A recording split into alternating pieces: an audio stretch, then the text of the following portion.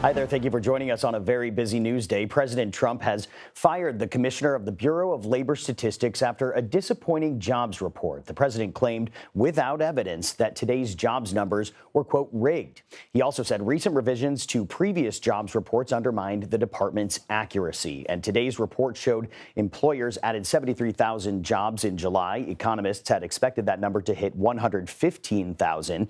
The unemployment rate also ticked up to 4.2%. Now, the Labor Department also sharply revised the number of jobs added in May and June. It said just 19 and 14,000 jobs were added in those respective months, instead of the nearly 300,000 it initially reported. Markets responded. They are down across the board. The Dow, NASDAQ, and S&P 500 all lost ground Friday. Here's what President Trump told reporters while leaving the White House this afternoon. We're doing so well.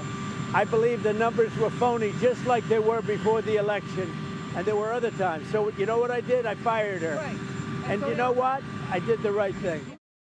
Now, today's shaky jobs numbers come as the president announced new tariff rates for dozens of U.S. trading partners. The White House says the numbers are based on trade imbalances and negotiations, but it's sending shockwaves around the world, no doubt. Meanwhile, President Trump is ratcheting up tensions with Russia. He ordered 2 nuclear submarines to be positioned in the, quote, appropriate regions after threatening comments by the country's former president.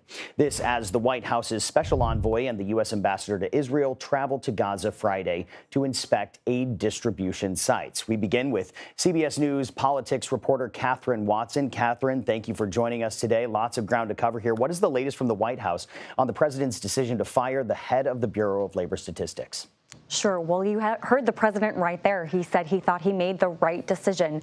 He voiced frustration with the numbers, and it will be really interesting to see what plays out next. The president, currently there's going to be an acting commissioner in place, but the president so far is saying he made the right call. I want to turn to the president unveiling his latest update on tariffs for dozens of U.S. trading partners as we close in on the president's deadline to reach new trade deals. So where do those talks stand right now? Get us up to speed.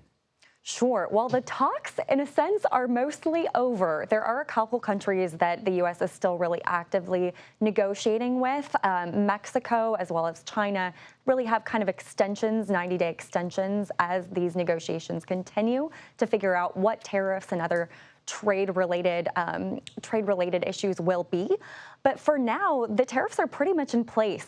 The White House overnight, or last night, I should say, announced the rates ranging from about 10% to the low 40s for various nations. The White House is basically saying people or nations that are getting the 10% rate are countries where the U.S. has a trade surplus, and where the Trump administration, where the White House feels the U.S. is being treated unfairly, there are higher rates. And those tariffs will go into effect in about a week, except for Canada, where a tariff rate of 35% went into effect today.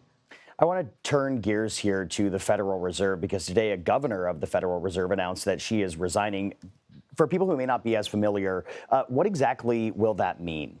Sure. Well, the Federal Reserve Board of Governors handles monetary policy, and one of the things that has been, of course, in the news the most right now is interest rates. President Trump has been pressuring the Fed and the chairman, specifically Jerome Powell, to lower those interest rates. But with the early departure of one of the members of that board, one of the governors, what that means is President Trump will have the ability to select someone new for that post. So, of course, this is just happening today, so he didn't list any names or anything like that at this point. But this does come at a really critical moment for the Fed, as there is, of course, a lot of attention on it, and the possibility of interest rate changes in September.